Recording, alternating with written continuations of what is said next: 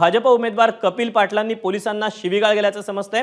भिवंडीमध्ये bogus मतदानाचा कपिल पाटील यांनी आरोप केला। भिवंडीतल्या खंडूपाडा मिल्लतनगर मतदान केंद्रावर कपिल पाटील यांनी राडा घातलाय। खंडूपाडा बाला कंपाऊंड मिल्लतनगर इथे मतदान केंद्रावर बोगस मतदान होत असल्याच्या तक्रारी कपिल पाटील यांच्याकडे गेल्यानंतर ते स्वतः या मतदान केंद्रावर आले आणि त्यांनी त्या ठिकाणी निवडणूक अधिकारी तसंच पोलीस यंत्रणांना शिवीगाळ केल्याचा आरोप होतो आहे।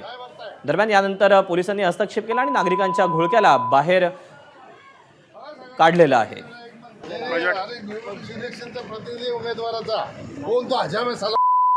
हे पण आहे स्वतः हे पण बोलतात मला समजत नाही काय शिकून आले तुम्ही? चल तू फोन अडवतो बघतोय हे लोक वोटर आहेत एवढे डोळे फुटलेत हे एवढे लोक वोटर डोळे आहेत फुटलेत का तुझे? काय बघताय? एबीपी माझा, उघडा डोळे बघा नीट।